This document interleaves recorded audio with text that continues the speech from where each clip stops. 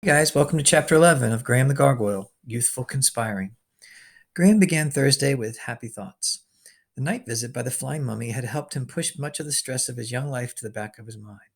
His respect for his grandfather had grown by leaps and bounds after hearing how he had come to the aid of the mummy, saving him from a very distasteful honeymoon and a life as garden statuary courtesy of Medusa. To hear the mummy tell the tale, the Gorgon was apparently destined to always remain a bridesmaid and never a bride.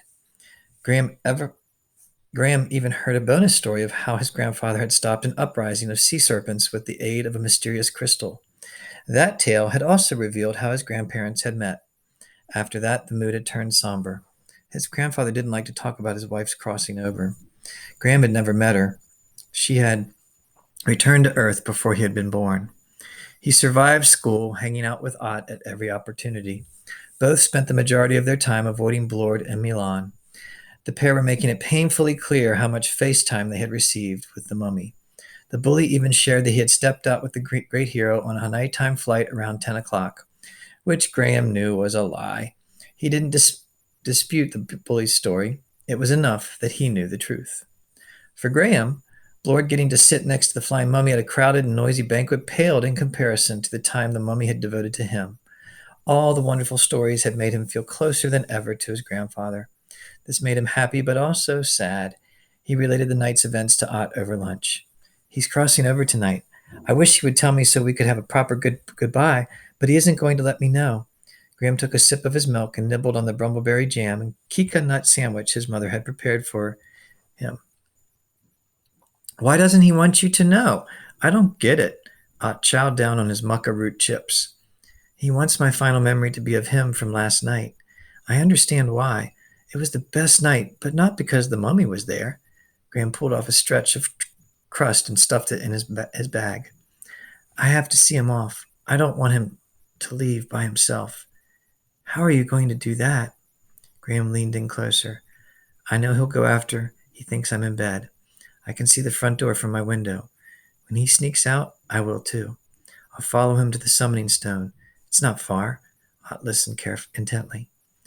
He'll call up the gate energies and step through. I'll dash in behind him. What? You can't go to Earth. How will you get back? Ott's eyes grew to the size of jickle eggs. When he climbs the church, I'll help him. He's really stony right now, and I'm sure he could use my help. But if you do that, the portal he summoned will be gone. They don't last very long, right? You'll be trapped on Earth.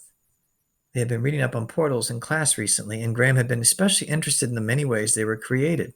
Using summoning stones was the easiest and preferred method. Paired with a spoken spell, that was how gargoyles traditionally journeyed to Earth. Other magical species used portal wands, and a few gathered up spiritual energies to weave a portal, but the spirit technique was the most dangerous.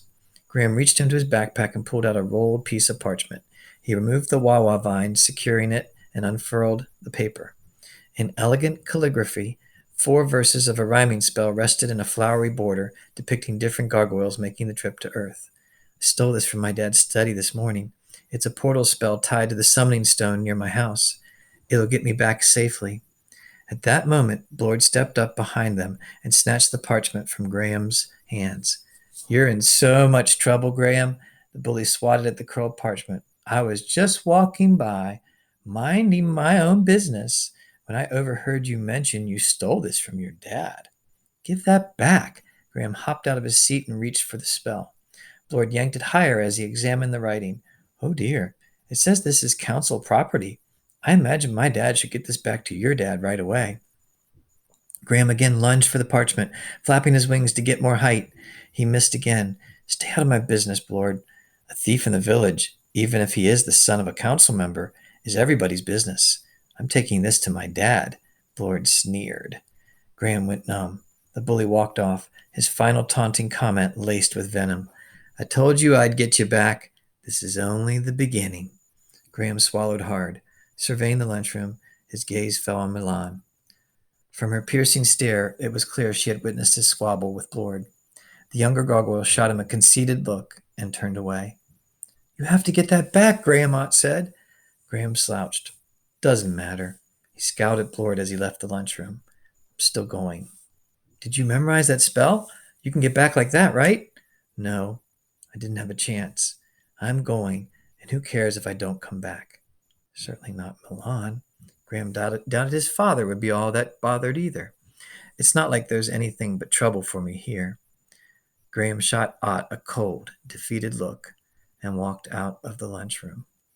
So one of the things I wanted to let you know is that the beginning of the chapter talks about the flying mummy and his time spent with Medusa.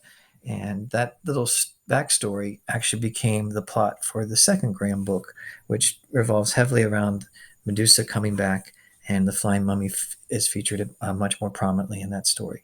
So that was very exciting to be able to kind of take some things that were put into the first book, seeded into the first book, and use them to create the second book's plot.